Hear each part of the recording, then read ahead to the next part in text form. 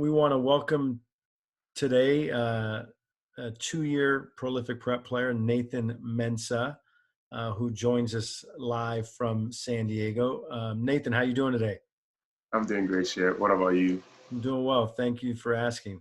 Nathan is originally from Ghana in Africa and transferred to prolific prep and played 2 years. He transferred from the East Coast, went to high school, is out in the East Coast, and transferred out to Napa to our program for a couple years. And um, Nathan, transferring from the East Coast to the West Coast to a new school, new environment, new team. Were you worried? Were you anxious? Were you excited? What were some of the things you were feeling as you were transferring from the East Coast to the West? In the first place, I would say I was very worried because it's like moving from one part of the country to a whole different part of the country where everything seemed different. So I Mhm. was kind of worried, and I was worried about the place I was going to. I had that in mind, like if that place is going to work for me or not, if I'm making the right decision. So I was kind of worried about that. Yeah, and sometimes you don't know it's the right decision until you actually do it. It's like Yeah, it's almost like eating food. You eat food, you hope it goes well, but you don't really know. And um, you were a very, very good student. You were very mature. Obviously, 6'10" and 7'5" wingspan. So basketball was your passion. And you came to a really good program. Um, but as you transition to the Napa Valley, which is a wine town and quiet town in between San Francisco and Sacramento. What were your original thoughts as you experienced Napa? The weather, the climate, the environment. As you settled in, what were some of your original thoughts when you transferred a couple years back? Uh, before coming to Napa Valley, I didn't know where Napa Valley was. All I know was that I was coming to California. So, Hmm. based on movies that I've seen, I thought uh, this is what California is, where there's the street. No, no, it was Los Angeles. So when I first came to Napa, it was a very quiet town, small town where like it seems like everybody kind of knew each other and what each other was doing. So I kind of felt like it's a family-oriented community where people take care of each other. So it was a plus for me that as me moving from Ghana to New York and from New York to Napa Valley, I felt like I'm coming into like a family-oriented place where it wouldn't be so much different from what I'm used to. Yeah, and the weather must have been different moving from New York to California. I Yeah, mean, I the weather was one thing that plays a huge role because getting to New York, I was wearing winter jackets, I think every every single day. So to come to California and be able to wear polo, uh, have a nice weather like throughout the entire months, it was like a blessing to be there. so you prefer the warm weather, Yeah, for and now sure. and now you're in San Diego at San Diego State, just finishing your sophomore year, and you're in one of Yeah, the nicest cities in the world that has some of the best weather in the world. So you go from Napa to San Diego, pretty nice. yeah. Without a doubt, it was really nice. Yeah. And so transitioning, the other part was, our program, most of our kids are hosted by families. So you can have, structure and time for yourself and away from your teammates, even though you had really, really close teammates that you bonded with and kids from around the world. How was the transition with your host families? And, you had two host families, um, and the swim family, the Mo family. How was that adjustment, and how do you still contact them? Do you still have connection? Yeah. Tell me a little bit. Yeah, I would say like the host family. I think it's a lifetime connection that you tend to build. It wasn't just about basketball, but it was like families that your good interests at heart. Your academics was very important to them. They make sure you had the best living situation. Moving in with the Mo family, they really helped me welcoming me to the Napa Valley culture. Uh, helping me with my religious belief. Being a Christian, they took part of it.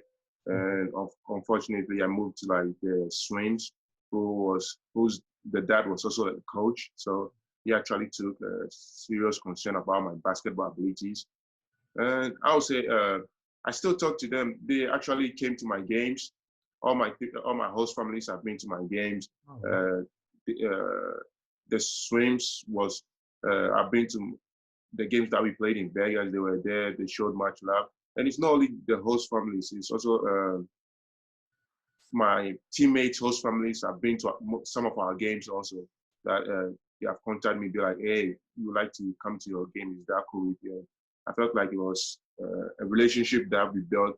I was able to build all over the Napa Valley community, which was, I think, a great thing for me. Your teammates host families, huh?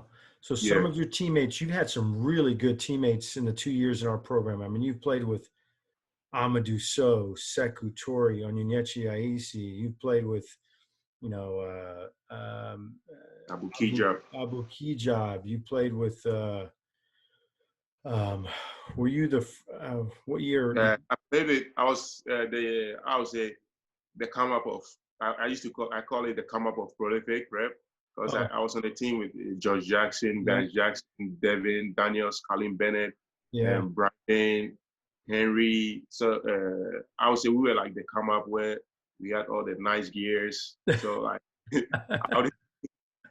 so we were like on the come up of prolific. That's what I call our year. And Paul Scrubs, Gary Trent, Wow. joining the next year. So I felt like my 2 years in prolific really helped me also build like friends who are like all around the country. Man, you played with a couple NBA guys, Yeah, and then you played with really talented players that are now all throughout college basketball, right?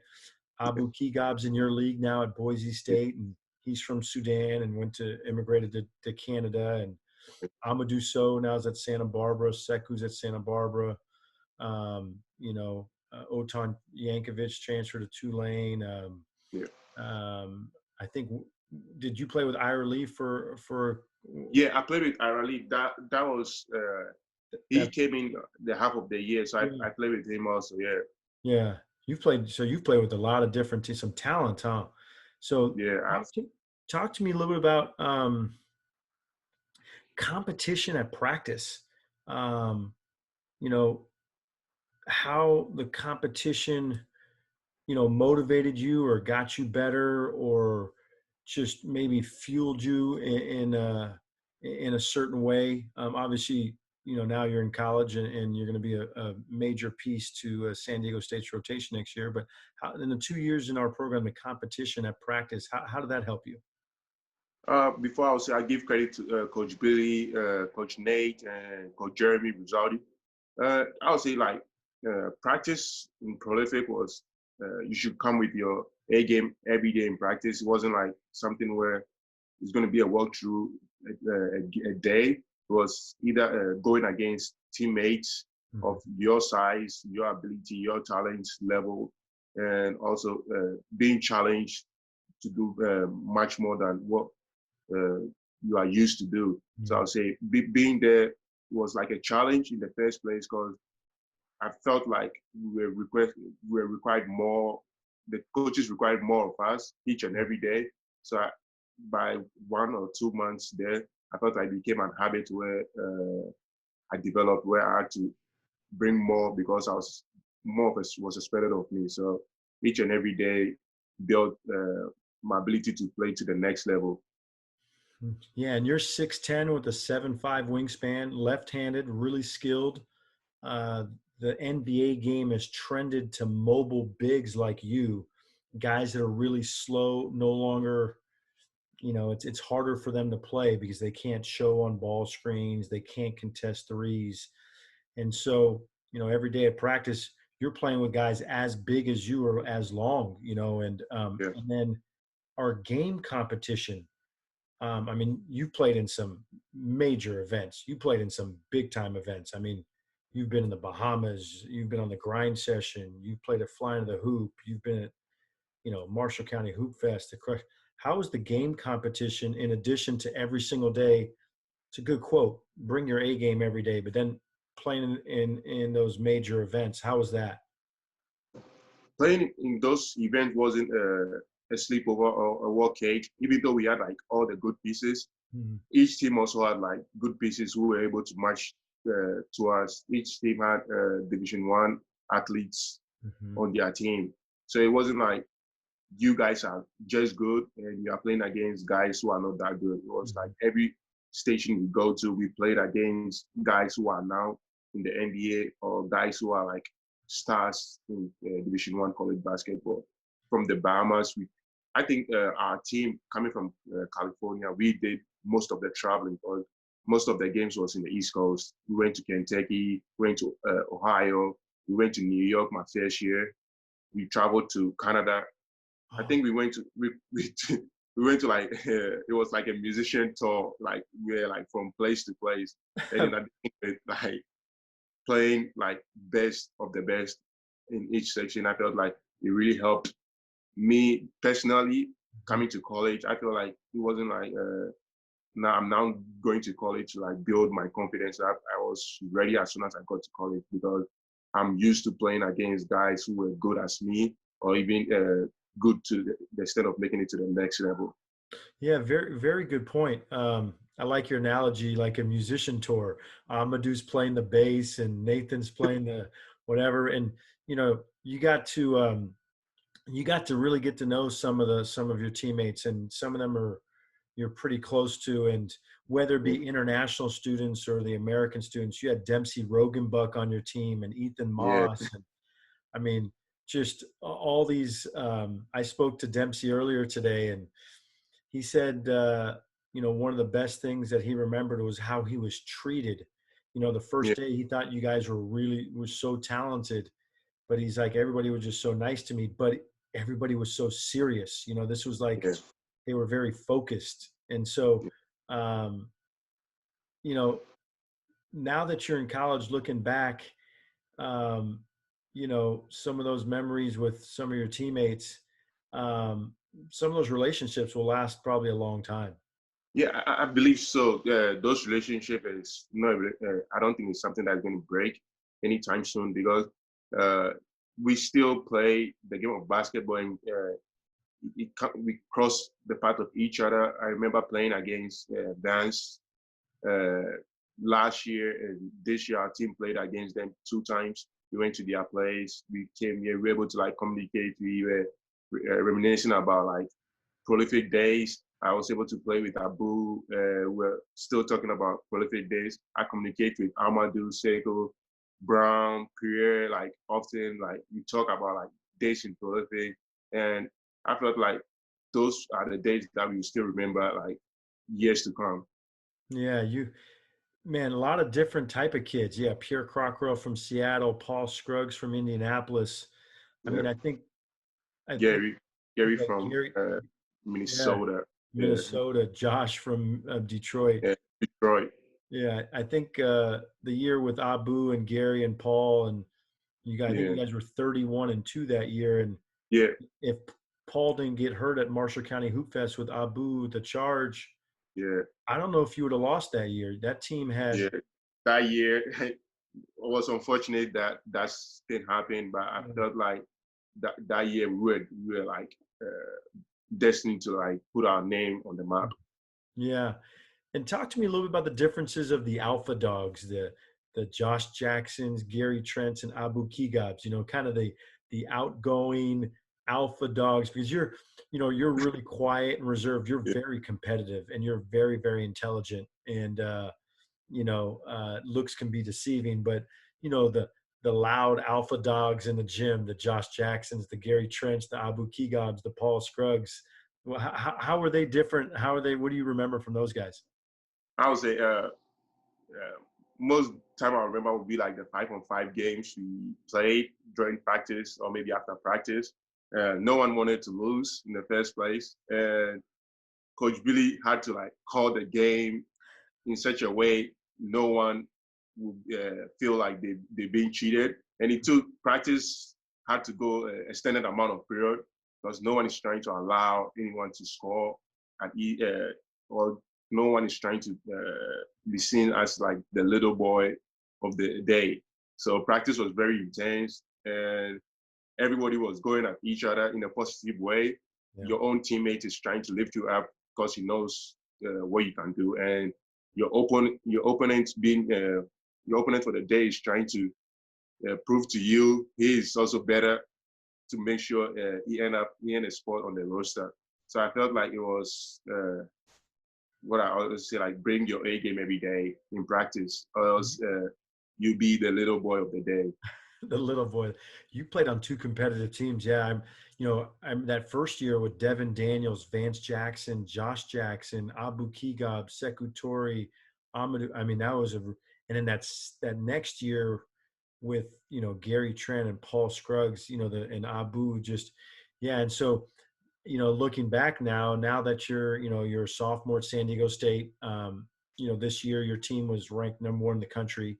Unfortunately, you had a blood clot, so you missed most of the year. But um, you know, going into college and playing a couple years, what are some of the things where you potentially give some advice to some of the younger kids that maybe are seniors now, or international kids that are seniors transitioning to college? Because I mean, you played on the number one team in college basketball this past year, which pretty astonishing.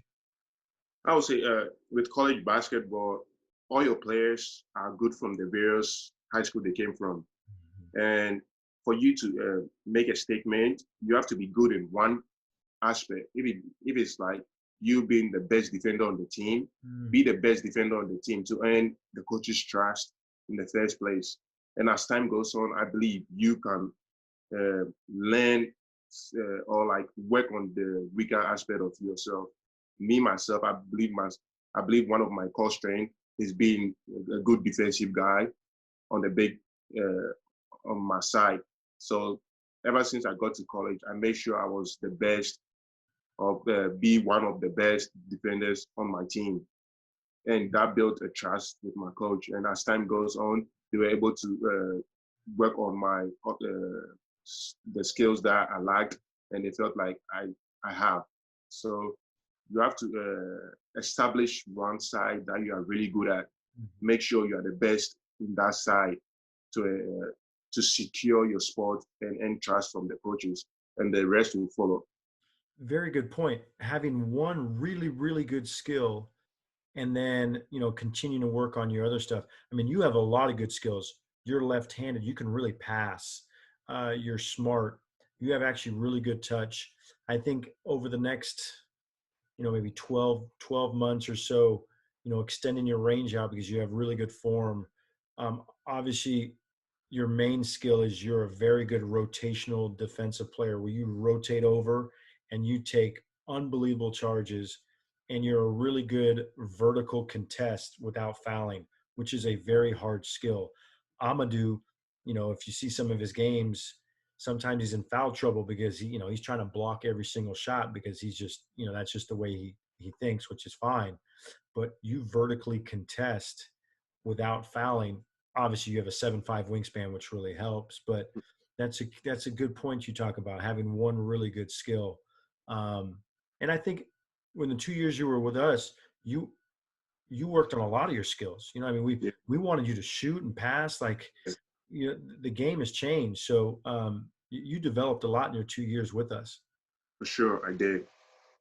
Coach Billy, um, you know, with big guys, a lot of times, they were restrictive. People, are restrictive with big guys, but sometimes the big guys are really good initiators of offense and Yeah, guys that can really think and really pass and have an IQ.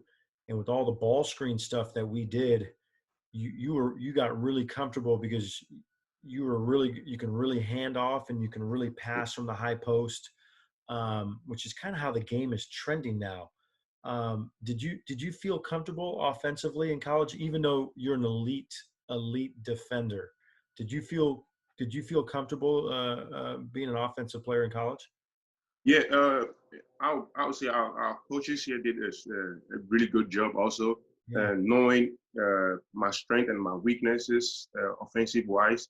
Because so they put like much work into my weakness side, so that Mhm. I don't rely on only on my strength. Because with college basketball, there is film section in each and every day where your opponents can look at 2, 3 videos and make sure they are not allowing you to do what you the norms that you are used to doing.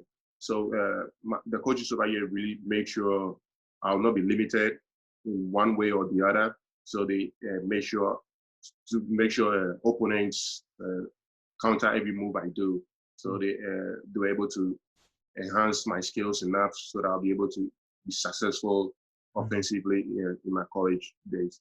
You're gonna have a good year next year. You're gonna have a big year.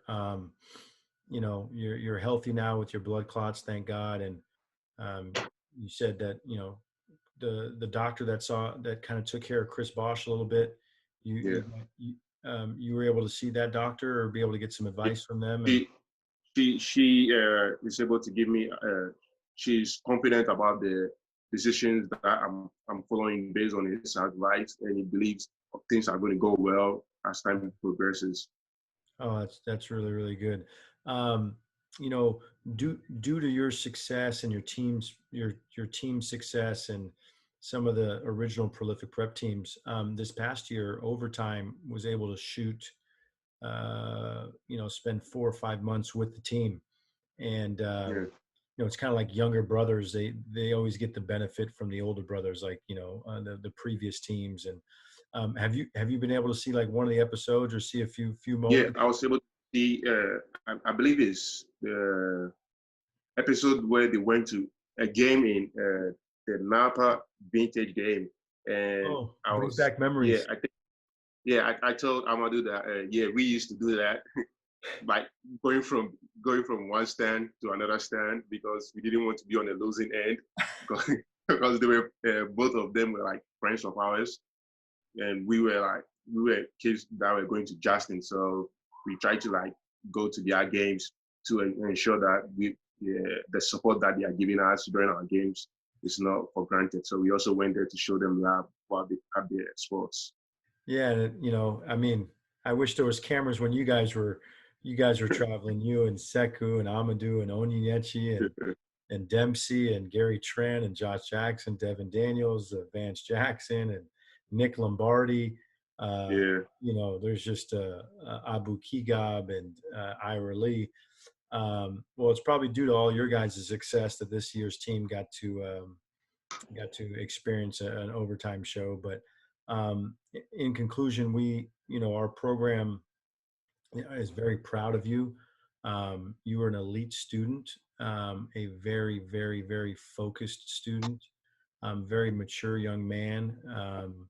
And in your 2 years in our program, uh, you did a lot of good things, and you left a lasting legacy. Your two teams and you yourself. And so we're going to be rooting for you next year. And um, you know, you might have a little side bet with at Boise State and try to yeah. see who wins that home and home series. So I'll be rooting for both you guys. Maybe a tie score or overtime, and it would be ironic. It'd be ironic if Abu tries to go for the winning basket and you take a charge and you win the game. So Abu, and Abu, he'd be Yeah, he'd he be mad. did. He would be really really mad. So um, well, thank you, Nathan, for joining us. Stay healthy with the blood clots. Take care of your body. I know you're doing really well in school because you always have, and we're proud of you. And it was great spending a few minutes with you. Yeah, I'd like to thank you guys also, the Napa Valley community, for accepting us for who we are into the community, and thank God to all the host families that made it possible for me and my teammates to have a wonderful high school experience. And thanks to also Dr. Franzino. They did a great help for me also and most of my teammates. So I'd like to thank you guys for all that you guys have done, the things that you guys continue to do on our behalf behind the scenes. I'd like to thank you guys also. Thank you very much. No, you're absolutely welcome. We wish you well, and thanks for joining us for a few minutes, Nathan. Good luck next year. Thank you very much, Sid.